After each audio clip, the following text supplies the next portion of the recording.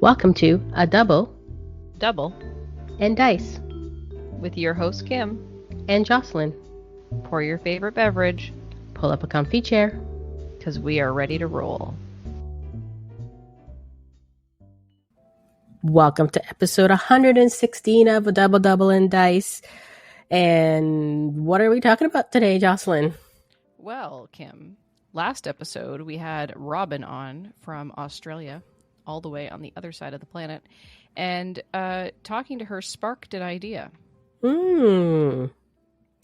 Sparkles flying. And that idea was that perhaps we should feature some of the lesser known or lesser used keywords in Dice Masters to see if we could sort of spark some fresh interest in the game. We could totally make this a series. We totally could. And when we talked about it on the last episode, I said we should start with obscure and we could call it like obscure keywords. But we have come up with a different decision, have we not, Kim? I believe so, yes. So what keyword are we going to focus on today? Spark. There you go. So yeah, the sparking of the idea meant we decided to start with spark. So that is what we're going to do. So Kim, do you want to read what the definition of spark is from the keywords page? Yes. This is directly taken from the Dice Masters keyword page. So, spark. While a character with a spark ability is active, if you roll a burst face on one or more dice, use the spark ability at the end of the current step. During the reroll and reroll step, only check at the end of the step. So there you go. So let's first off talk about what a burst face is. What is a burst face on a die? Well, we call it asterisk. The asterisk face. Yep. The little asterisk that sits on the bottom.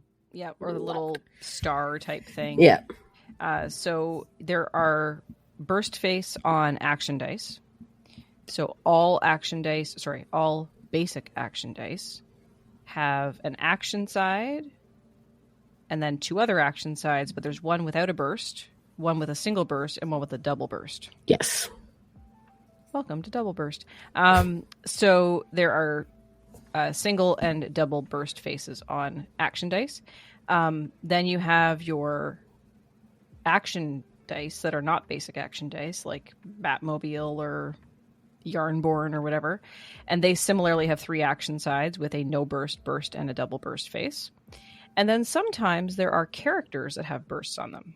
Yes. And if you roll that character on a burst face, there's a special effect.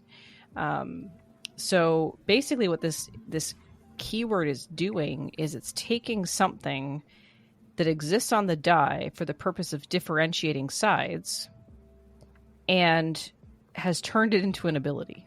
And it's not related to the ability on the card. It's related to the ability on a different card. So basically it's like any die that has this burst face, if you have a card with spark on your team, you'll be able to use the spark effect when you roll any die that has a burst on it. Now, it says here that use the spark ability at the end of the current step, and then during the roll and reroll step, only check at the end of the step. So I'm assuming if you roll something outside of the roll and reroll step, and it lands on a burst face, you can use the spark ability. Yeah, so basically, just like anything else, in the roll and reroll step, you don't check for your final result until you finish your rolling. Mm-hmm. Right? So if you choose whatever, let's say you're rolling 5 dice, there's a character, 4 sidekicks. You roll, you decide what you're going to re-roll. You re-roll, and then the step ends, and that's when you check if there's burst face. Because if you re-roll a die, you no longer have a burst face at the end of the step, with what we call the final dice, I guess. Mm-hmm. But what is also interesting about this ability is that you only use the spark ability at the end of the current step. So if you're in the main step, right, your main phase, You can't use the ability on your spark die until the end of that. So you have to do everything else in the main phase. Then you use spark. Then you move to your attack step, for example. Right. Yeah. Right. So at the end of the attack step, for example, like whatever the end of the current step is, you have your roll and reroll, you have your main, you have your attack, and then you have your cleanup. So you would use it at the end of each individual step. So you can't do it in the middle. It's not like a global ability where you can just say, oh, I have this spark thing that went off. I'm going to do that now, and then I'm going to do something else. No, spark has to be the last. Can't reroll it either. Yep. Yeah. And I made a mistake when I first started using spark. I was doing it for each individual dice that had spark, but that is not right. Well, that had asterisk or burst. That's right. That is not correct. Because it's one or more. So basically, It doesn't matter how many dice roll on the burst face. You only get to do the spark effect once. Yes. So now if you have multiple spark effects, all of those would trigger. Yes, but only once, not but one only per. Once, not per die. Per die. Per die, I think, would be extra powerful. Oh my gosh, it'd be crazy. Like when you were cheating? Yeah. Because I can't read one or more dice, you know? Everybody always skips that part. No, for example. And I mean, I think if you're, not paying close attention, right? Or you say, oh yeah, spark, I have spark, all of these dice have burst, split, whatever, right? So I think people were actually building teams initially with a whole bunch of dice that had burst face on them to try and take advantage of all of this spark when it really just mattered once per, you just needed one per step, right? Right. So what is interesting about spark is because it happens in each individual step, there are, you might want to build your team around ways to roll your dice outside of roll and reroll. Mm-hmm. Because you want the spark effect to go off. And if you are only rolling your dice in roll and reroll, then that's not a lot of opportunity for spark to go off. So you'd want to build your team with ways that would require you to roll dice outside of roll and reroll. Yeah. All your characters have bursts on them. Mm-hmm. So, or something. So I'm trying to think of effects that would allow you to roll your own dice. I feel like there's something obvious. On your opponent's turn? On your turn or on your opponent's turn. I feel like there's something obvious, but I can't think of it right now, so we'll come back to that. Anyway, so you have to have the character with the spark ability active. What does active mean? There's only one character that's a unique character in the field zone. That's right. And they have to be in the field zone, right? Yes. You have to roll the burst face on one or more dice, and then at the end of the step, you get to use the spark ability. So should we talk about what cards have the spark on it? Yeah, so there are 12 cards altogether that have the spark keyword on it. And all 12 of those. From? Sorry? What set are they from? Yes, I was just going there. Oh, sorry. I was trying to be helpful. Okay. 7 of those are unique cards. No, 9 of those are unique cards. And it came from only the newest D&D set, which was Trouble in Waterdeep, which was the campaign box. And then we had 2 team packs that came out with it. One was Adventures in Waterdeep and starts with the Z, and I don't remember the name now. Zentarum. There we go. The Zentarum. Yeah. So those that was the only sets. one. Yeah. And we have had sets since then, obviously. We went back to draft packs, and we've had Secret Wars and Superman Kryptonite Crisis and Dark Phoenix Saga. But none of those included the spark keyword. No. It started and ended with this set. I mean, maybe it didn't end. Maybe it'll come back around. Maybe. Maybe Dice Masters isn't dead. We don't know. We don't know.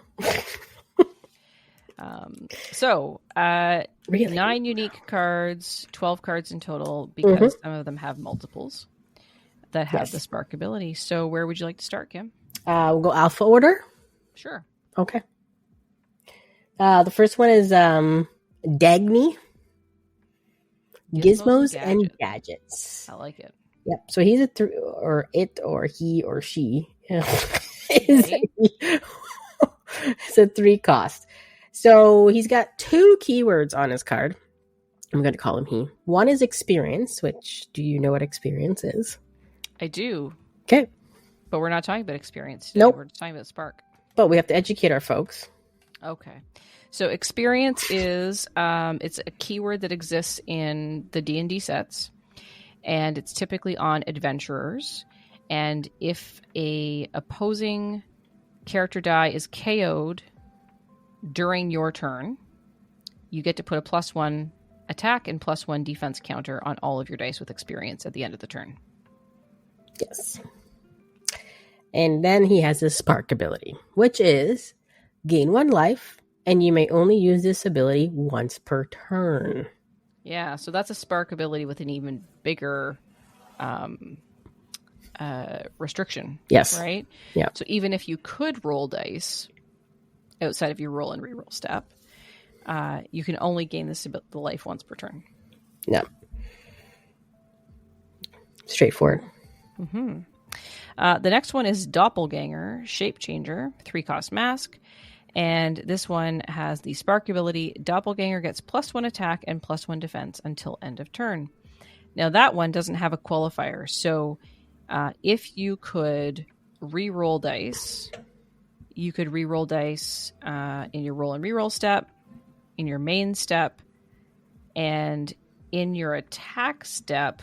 But because it doesn't happen till the end of the attack step, I guess you would still have an opportunity, right? To apply the spark ability? Well, yeah, because you'll gain it as you go. But you only gain the spark ability at the end of each step. So would that be after damage is applied? I think it would be. So you could really only get +2/+2 on Doppelganger. Roll and reroll and main step. Yeah. And his stats is not very good to begin with, so. No, he's a 0/1/1, a 1/2/2, and a 1/3/3. So the most you could make this guy would be a 1/5/5. And you would have to be re-rolling dice to make that happen. Mm-hmm. Yeah, you got to get him to his top level. Mm-hmm.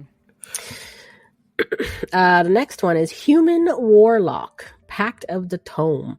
Also has experience. And its spark ability is deal 1 damage to target opponent. So that's a pretty good one, especially because it doesn't have the qualifier. So if you could roll a die on a burst face in all 3 of those steps, you could deal 3 damage to your opponent each turn. And it's directly to the opponent. It's not going to the characters. No. So that one's not bad. Nope, not bad at all. That one's actually probably the best one so far. The next one, it's Intellect Devourer, Mind Flayer's pet, and this is one of the first ones that has multiples. This Intellect Devourer has multiple cards with the spark ability. This one is Spark, deal 1 damage to target opponent, and then it has the reminder text on it. Spark abilities trigger when you roll a burst or double burst on a die. So this one, I don't think we talked about the stats of Human Warlock, Kim. No, it's a 1/2, 0/1/2, 0/1/4, and a 1/2/5. So pretty good on the defense. So this one is a 0/1/1, a 0/2/2, and a 1/5/2. They're both 3 costs, but Intellect Devourer is a bolt versus Human Warlock is a mask. And then potentially, depending on, what you're building, it could be of relevance that Intellect Devourer is a monster versus Human Warlock is an adventurer. So just depending on what your team needs are, it's the same ability, right? Deal 1 damage to target opponent. You could potentially do it 3 times a turn if you can roll a burst phase 3 times in the step, right? Once in the roll and reroll, once in the main step, and once in the attack step. And just think, if you had both on your team, you could do 6 damage. Yeah, and I mean, they're only 3 costs, so it's totally doable. And Kim, I hear the wheels turning. Just make a team of this. All right, what's next? Also, Intellect Devourer, Brain Eating Monster. Spark ability, spin target character die down 1 level.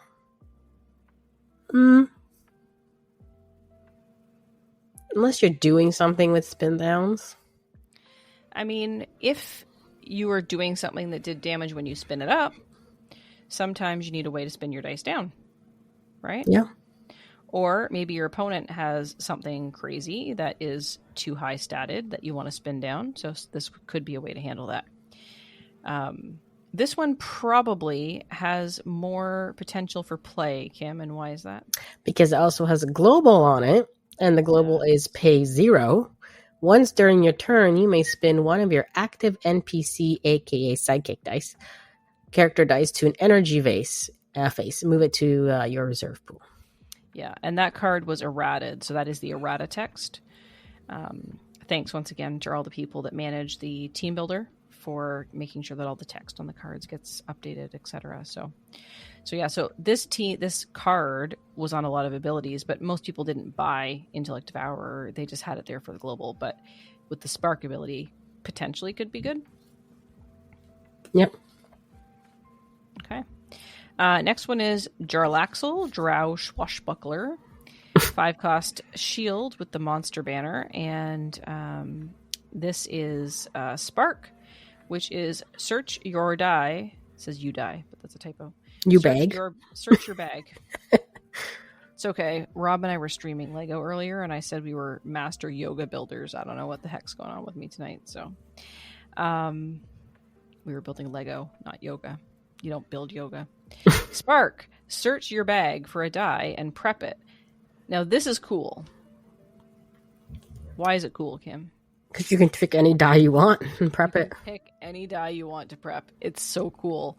So 025, 135, 146. The defense is pretty strong with this one. You might be able to keep it in the field. It is a 5-cost, so it is a little bit expensive, but it's a cool ability. Yeah. Being able to choose the die as opposed to just randomly draw is something that I don't think I've ever seen before, this one. No, I don't think I've ever seen this one either. I don't even think I ever played with this one. Next one up, Marshoon.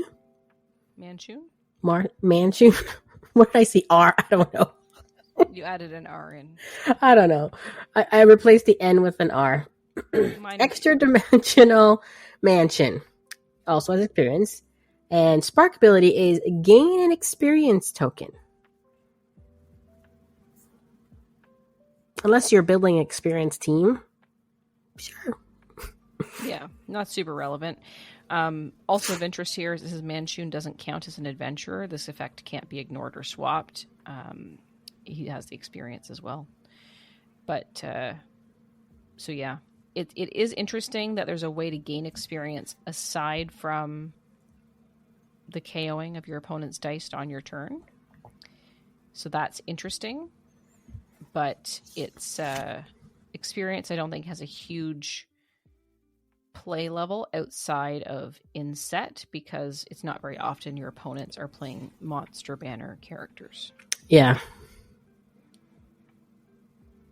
That'd be a tough one. Yeah.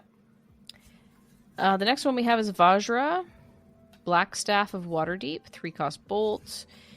Also has experience, and Spark is you add an experience token to another adventurer. Stats are 002, 013, 124. So again, stats are pretty soft. It's that another opportunity to add experience outside of the standard way to gain experience by KOing monsters, but definitely interesting.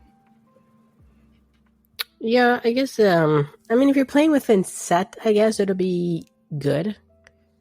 But especially if you're playing, like, adventurers versus monsters. Yeah, but when you're not really knowing what's coming on the other end, you can't really too much do stuff with experience.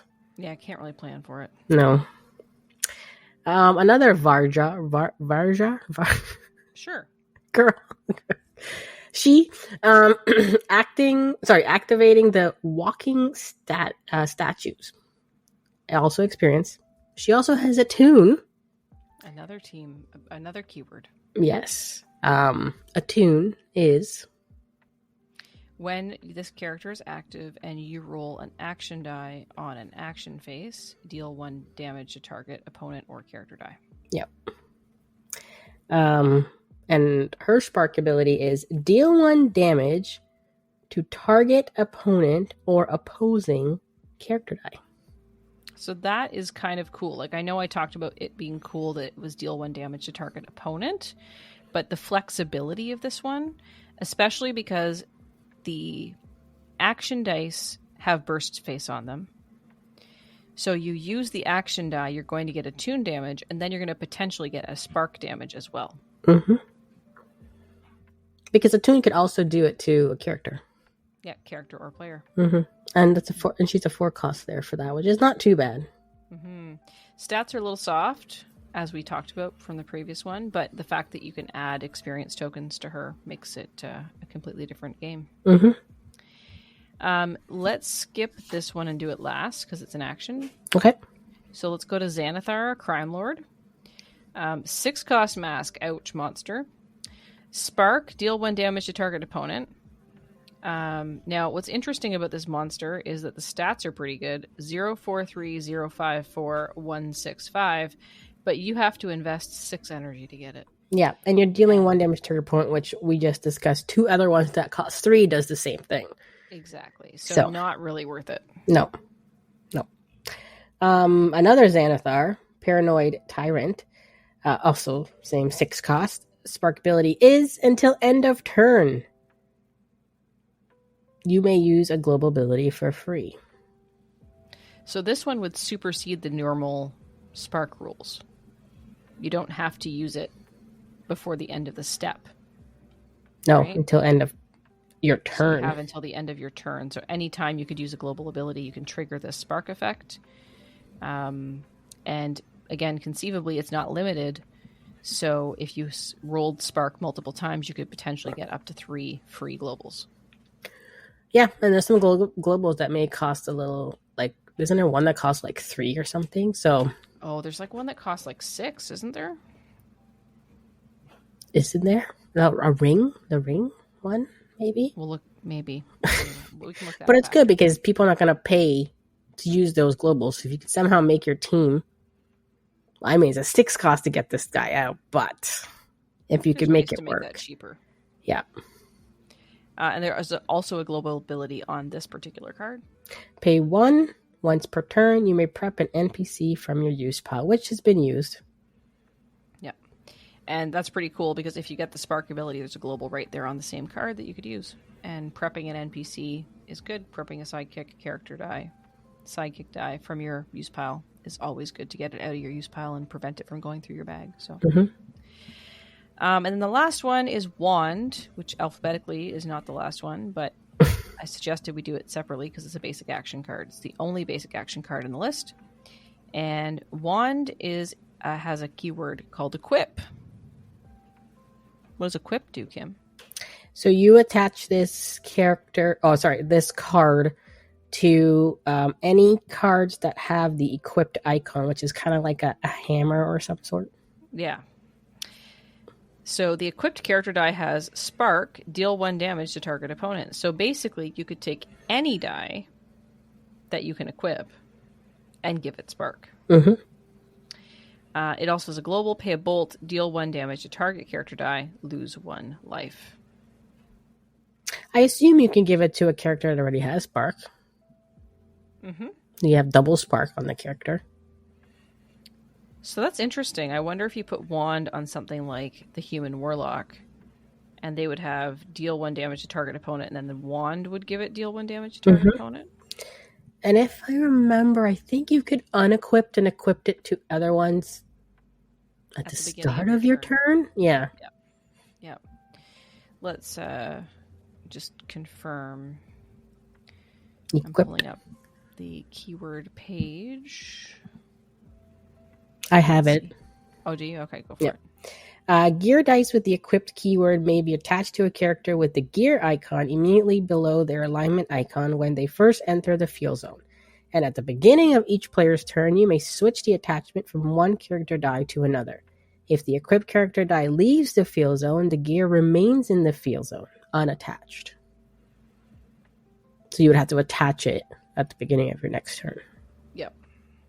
If you have another gear character. And otherwise, it just stays there until you have some way to get rid of it. Yep. Okay, so let's look at global. That's a lot of cards that have global on it. And then... Just scroll. Well, it's 647 cards. It's a big number, though, so... Maybe look for pay 3. Do we have a pay 3? Yes, we have some pay 3s. Definitely a pay 3. Do we have some pay 4s? Yes, we have a pay 4. Do you have a pay 5? Nope. Do we have a pay 6? Give me a pay 6? No pay 6. I thought there was a 6. I thought maybe it would have been Ring of Winter, maybe? I thought that was the dragon one. Pay 6. I found it. Yeah. Pay 6. Hela, even in death. Pay 6. Return target die from an opponent's field zone, prep area, or use pile to its card. That opponent then chooses a target die from your field zone, prep area, or use pile and returns it to its card. Weird I couldn't find pay 6 on a thing, but I found it everything else. I don't know. Weird. So yeah, I mean, if you put some high cost there that you're knowing your opponent won't do it as long as they're good. Yeah. They're not going to be paying that global. Yeah, it's a good opportunity to do something that is more expensive. Like, what is the pay 4? Is that one of the Mr. Sinisters? No, the pay 3 was. The pay 4 one is Ric Flair. Woo! Pay 4 target superstar die gets plus 4A. That would be a nice one to do for free. Yep. Right?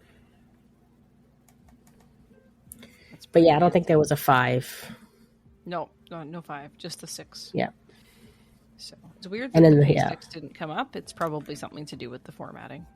Yeah, just the searching. The pay 3s, yes, Sinister, give Overcrush. I mean, you could even give the plus 4 to a character that's already beefy and then give it Overcrush. That would be interesting. Yeah, I mean, anything's possible. Yep. And then another one was Stormbreaker. Pay 3, roll a character die from your used pile. Field it if it shows a character face.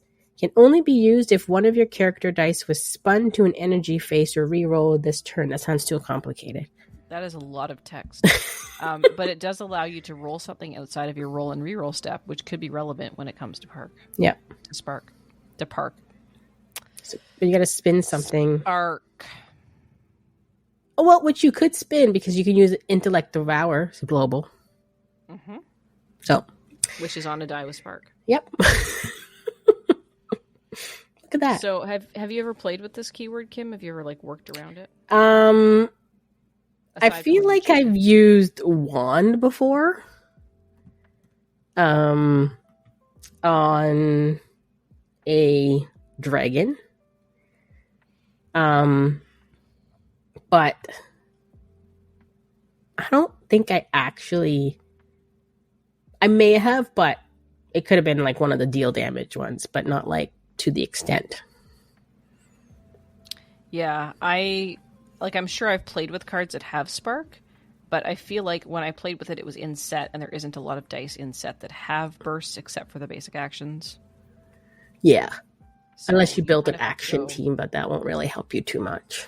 Yeah, and you kind of have to go out of set to make it work. But yeah, it is pretty interesting. There also is a ruling that we should talk about. Mm-hmm. Rules interaction. So thanks to our own listener, Jackalope Spam Nick, who asked about an interaction with boomerang, which is another keyword. Do you have that up, Kim? Mm-hmm. What does boomerang do? So boomerang is an action dice with boomerang are re-rolled after they are used. If they roll an action face, add it to your prep area. Right. So the question was, if after using an action die with boomerang, if it rolls on a burst face, would this trigger spark abilities? And the question continues, based on recent rulings concerning energize and the use pile, it seems that boomerang should not trigger spark.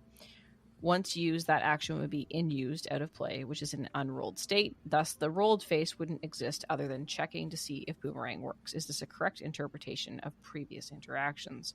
And the rules team said, correct. The re-roll from boomerang will not trigger spark, as you've correctly pointed out.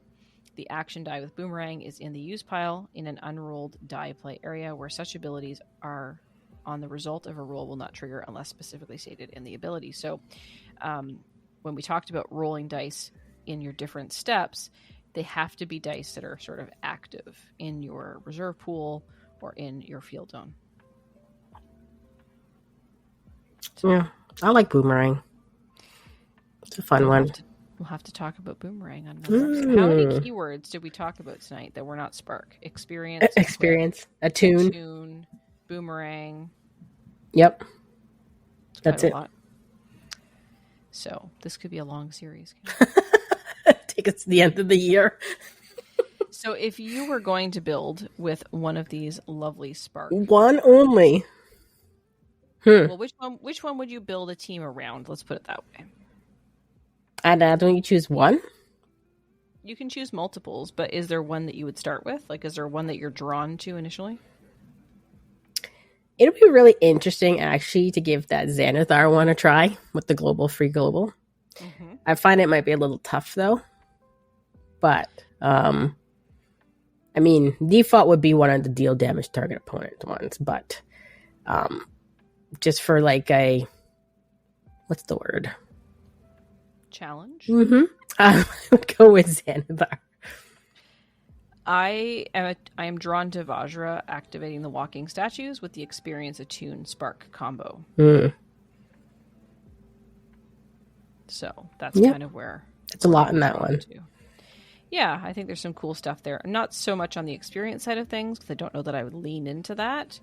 But the attune and spark piece would be pretty useful, because if you roll that action die on a burst face, you've done an attune damage, and then you do another spark damage. Yeah. So, and they can be applied separately because they're separate keywords. Separate instances of damage. Yes. So spark is pretty spark-tacular. It is spark-tacular.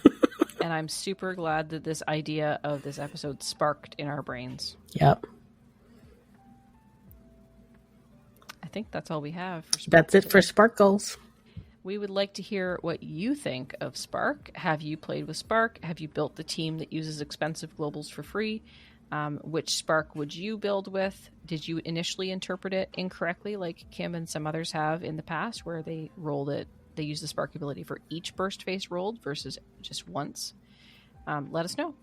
And I'll tell you how to let us know at the end of the episode. But before we get to the end of the episode, Kim, I think we have other things to talk about tonight. Yeah. So I guess we need a name for this part of the episode.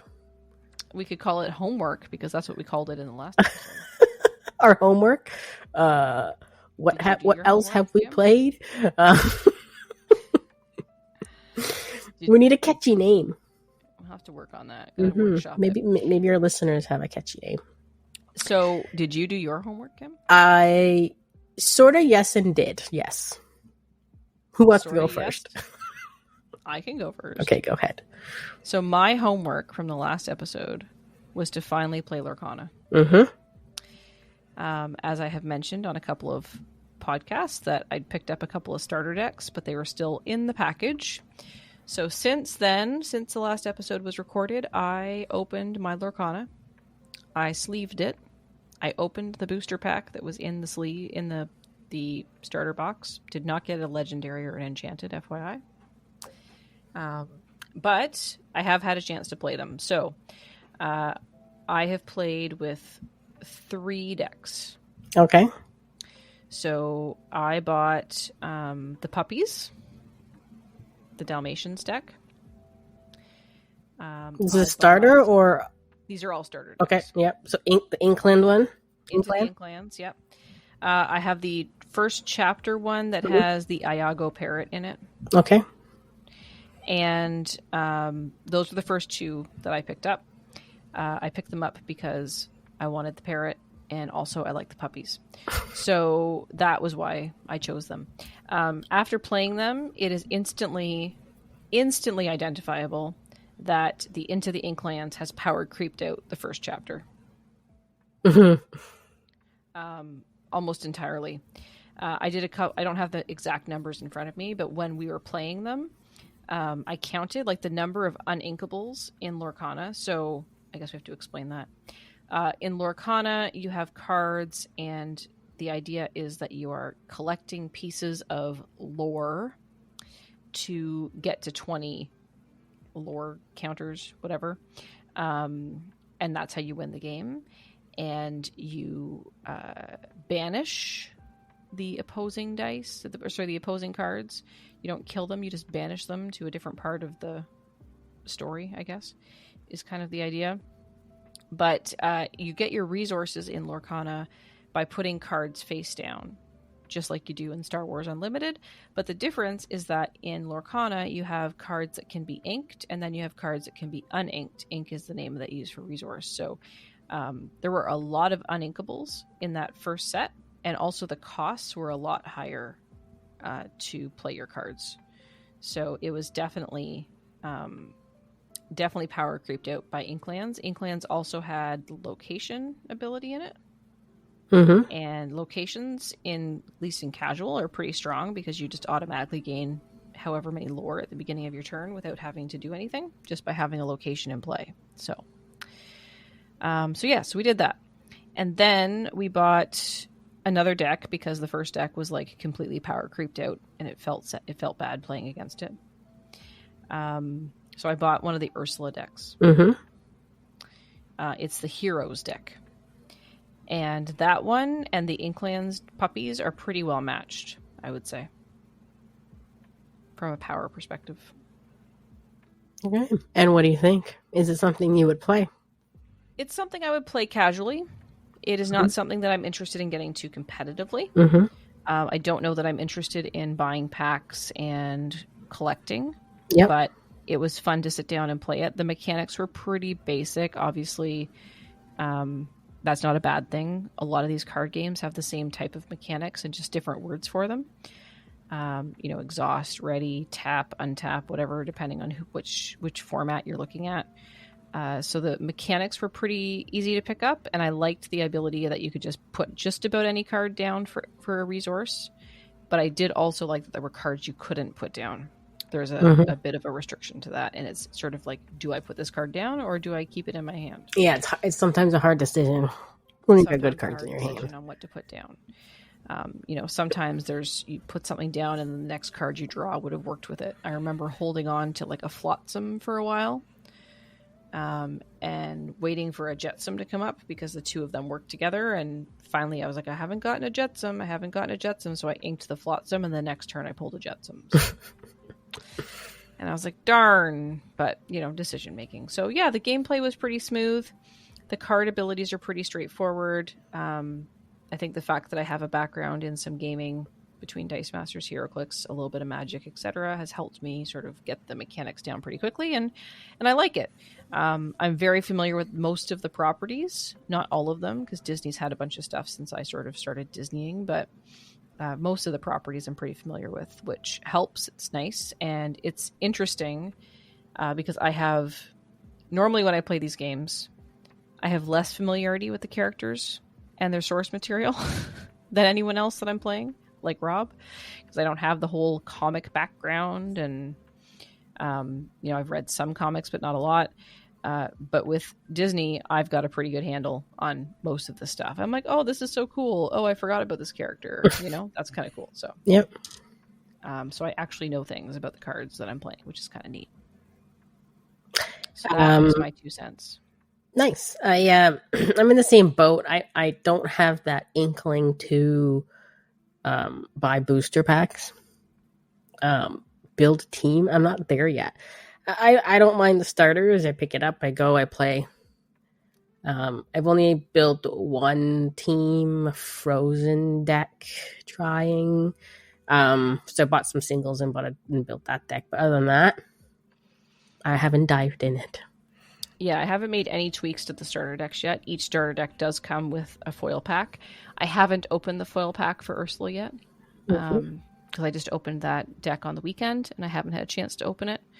So I will, and it might be something like, I'll grab a pack here and there if I'm out somewhere and it's a good price. But I mean, it's so coveted that the stuff isn't really a good price. Like, everything's kind of expensive. So the starter decks were affordable though. Yeah. And I think that just for casual play, they're perfect. Yeah. That's where I am, casual. I have no means to go tournamenting. Yeah. Now, of course, we do know some people that are tournamenting. Yep. One person. Right. Well, one person. Our friend Petrus. And wishing him all the best in his tournamenting. So, but yeah, for me, it's more of a casual game. So my homework, I don't have another person to play. So I had to learn how to play Magic. Well, I learned how to play Magic. That was a very, very, very, very, very, very long time ago. When I first started playing Dice Masters, when I actually learned how to play Magic. In a galaxy far, far away? Far, far away. So I downloaded the Magic app as you recommended to me. Arena. I do not see in there that you can actually play Commander. I think it's just regular decks you play, regular Magic. Yeah, but it's the same idea. Yeah. So then I looked up some YouTube videos on how to play Commander. I think I have an idea of how the Commander thing works. But I have not played a game yet. Cool. Well, yeah, Arena, it takes you sort of through regular, let's call it standard Magic, I guess. Mm-hmm. And then Commander has an additional tweak. And it's the Commander ability, the way Commander works is you have this card that is like your commander, and when you have the right amount of resources, you can summon it into the field. And then Star Wars took that kind of concept. So Star Wars has your command. I don't think they call it a commander because I think that's trademarked, but your leader maybe is what they use. Leader. So you can summon your leader. In Star Wars, you could only summon your leader once per game. After you've summoned your leader, you can't summon it again. In Magic, if your leader is KO'd, or whatever language they use, it goes back into the commander slot, and you can summon it again, but it's going to cost you an extra 2 energy each time you summon it. Yes. So if the commander has... let's say the commander has a 5 cost and it's 2 generic, a black, a blue, white, whatever colors they are. There's 4 colors. Black, blue, white. I don't know what colors they should be. Blue, green. They have different white. like interactions. Typically you wouldn't have cards that have multiple colors that aren't connected. I can't remember exactly how it works. Anyway, so you summon it, you pay your 5 energy, including your whatever 3 black and 2 generic. And it gets knocked out. The next time you summon it, you're going to have to pay your 3 generic, 2 black, plus 2 more. Yeah, you add +2 to every time you have to summon it. So you have to keep track of how many times it's been summoned. But if it dies, it just goes back, right? Yeah, it just goes back into your commander slot. Yep. Yeah. So I'll have to get a game in somehow. Yeah. And then commander has 100 cards in the deck. Yeah, 99 plus your commander. Yeah, versus a standard deck, I think, is 40. Now, have you only played Commander? No, I've played standard too. Do you have a preference? I like shuffling a standard deck better. You have to split your Commander deck in half. Shuffle, and then put it together. So big.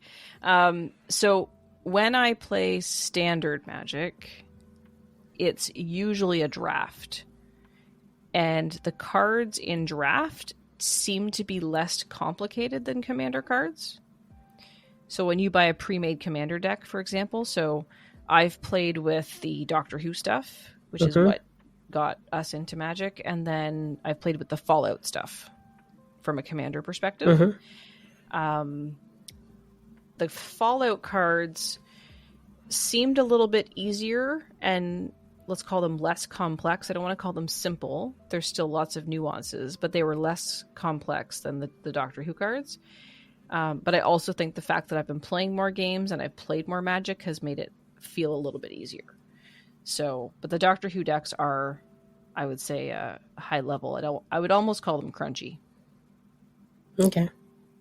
So, but yeah, the draft cards in the drafts that we played at the store, I don't remember what set it was that we played. It was 1 or 2 different sets. And the cards just seemed a little bit, like I said, less complex. So easier to play.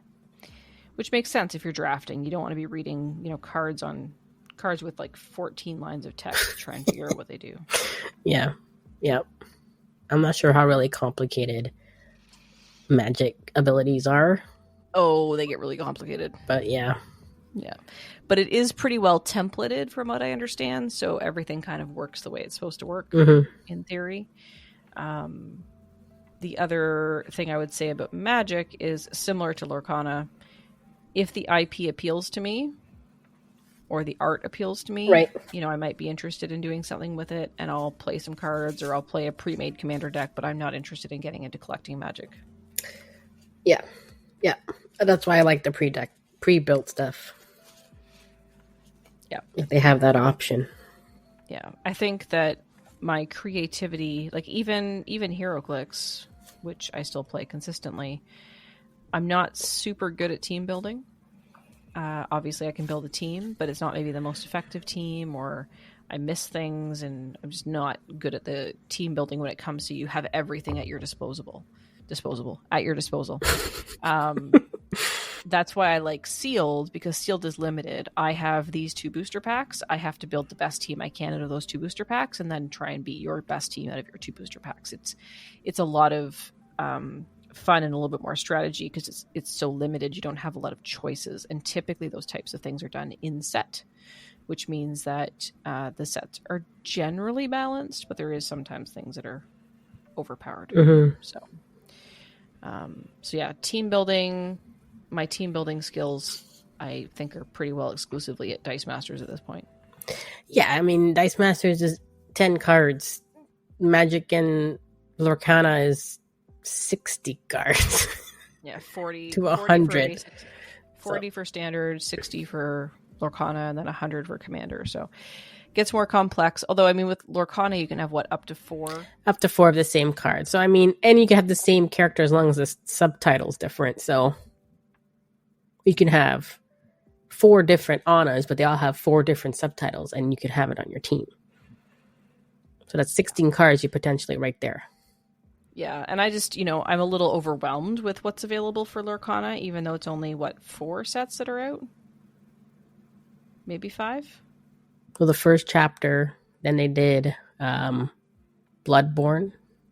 Floodborn, and then Inkland, and then Ursula. So 4. So 3 starters in the first 3, then 2, then 2, then 2. Then they had other things, co-op and solo with Ursula. Yeah, so there's it's good to, it's easy to transport too, right? So if you're going away for a weekend or something, it's really easy just to grab a starter deck of one of these games and you have something to play. If you're sitting in your Airbnb or, sitting, at whatever the cottage or whatever the case is, and you can just pull this out and play a quick game. I think it's kind of like, for our generation, this is what people will be doing instead of playing euchre. I love euchre. Crazy eights with a regular traditional deck of cards. Well, if I was to pull out something to play, actually it's been euchre with my family. Well, yeah, with your family, because your parents, right? Yeah, my dad doesn't play much cards, but we'll play euchre for sure. When I was younger. We play board games too, but we're not pulling out TCG cards, you know what I mean? We're not pulling that out. I feel like for our generation, us and our nieces, nephews, children, etc., that's where it's going to go, right? You play card games, Noah will probably play card games, and then when it's your family doing that sort of stuff, you might pull out a TCG. Yeah. Versus, regular flavor board games or what have you. I've taken it upon myself to try and make sure that my nieces and nephews have a good board gaming education, because my sisters are not super into board gaming. My brother-in-law on the one side he dabbled in Magic when he was younger and plays a little bit of games, and he's interested. So I might have some help there. But my oldest nephew is 5. So on the weekend, I was at a game store in a small town outside of where I live, and the prices were way too high because it was small town. Right. They're going to be doubled. Yep. Yeah, I can get it somewhere else. But there was this game called Bug Hunt. It's a come on game. Okay. It's very basic, and I think putting a 5+ game like number on it is probably too high. Like you could probably do it at 3-year-olds. You just have to remember that they can't eat the pieces. But basically, you build this like shrub. It's got a hole for your hand, and you scatter the different colored bugs inside, and so everybody looks at the bugs, and then they have to kind of remember where their colored bugs are, and then you have to reach in and grab it without looking. And the first player to grab all of their right color bugs wins. But because it's meant to be a kid's game, it's like, okay, well, if you pull the wrong color bug, so let's say, Kim, you had the purple bugs and I had the pink bugs. If I pulled out a purple bug, I'd be like, oh, here you go, Kim, here's your purple bug. And you would get the points for that bug, even though I pulled it out. The kid version. Yeah, the kid version. It's not competitive. So there is a competitive nature. So I did some sort of reviews, and they're like, yeah, for like young kids to get them into board gaming, to get them to learn rules, things like that. Like, this is kind of a cool game. So I explained it to my nephew on the weekend when we were together for Father's Day, and he said he would try it. So I am going to buy it. But you didn't get maple puck taco syrup. I just can't do it, Kim. It's too But you cheesy. have a collection going on. But only of the originals. That's an original. It's a Canadian version. It's the taco goat cheese pizza cat Canadian crazy version with maple syrup and beavers and whatever else it was. What even was on it? Yeah, syrup, puck, beaver. I don't know. I sent you the picture. Yeah, but where did you put that picture? In Discord? It was in Discord. No, it would have been in Messenger. No, it was in Discord because I replied back and I spoiled a spoiler tag for it. Oh, that's right, because it was in the double and dice. Was it in there? Yes. Taco puck maple syrup canoe. A. You know, if they didn't have the A on the packaging, I might have considered it. I'm still going to get it for you. Start that collection. Maybe there's an American one. I'll go up to the American side and see if I can find an American one. I wonder what the American one would have. Well, all our American board gamers, you let us know if there's one for America. Instead of taco goat cheese pizza cat. Yeah. It would be interesting. So anyway, so we saw that. It was too expensive. And also I was like, no, I just can't bring myself to do it. I have all the other versions of taco goat cheese pizza cat and hat cadeau, whatever, French, Italian, English, flip side. I'm building a collection, but anyway, we'll see. So, all right. So that's our homework, I guess. Until we have a better name for that segment. Homework. So hopefully now I get to play this. We'll have to do a night that we can play it. Yeah, absolutely. So on that note, should we jump into the dice bag? Mm-hmm. So we did get a little bit of feedback from our last episode with Robin. And again, thanks to Robin for being on with us. It was super great to have her with us. So Jackalope Spam commented on the X23 that Robin has been playing around with. It's really good, he says. Fun card that never quite got to the top of the meta. And Collector Rob said it didn't really have a chance on the competitive scene because it was rotated after a year. So Nick had commented that was true. They had rotated that one and Green Arrow and the Flash a bit sooner than expected. Although, to be fair, it wouldn't have had a chance in 2018 because that was the year of Yuan-Ti Pureblood. Boo. I played that. Maybe in 2019 it could have made a splash, but the Iceman with Magic Missile could have wrecked it. So Robin said that she would post the team link for it, which she did. So it is in the Discord. If you want to join the Discord and see it there, you can see the team that she's working on, the one that she's been playing with X23. And then a correction on the Trick or Treat Global. It was Trick. Your opponent loses 1 life, not deal 1 damage. So it's still a super cool global, and I was glad to hear about the fact that Robin created that. There was then some commentary from a few different people about how Robin might want to adjust her team with the X23 cards. So looks like Jackalope Spam and Supernova, Collector Rob and Supernova provided some feedback. So that was all great that they were giving her some suggestions to consider how the team gets played. And it's great to see how different people would play the card. Right? So, finally, Adamar popped up and said, only just caught up with the latest episode, and he thought Robin did fantastic. And I think we would both agree with that. He said he's always really impressed when guests sound so confident and well-spoken. He thinks he'd be a bag of nerves and barely be coherent. And Collector Rob said, I've not been on the podcast, but I have done videos and streamed with both Kim and Jocelyn, and they both know how to keep you at ease. Which is one of the super nicest compliments we've ever had.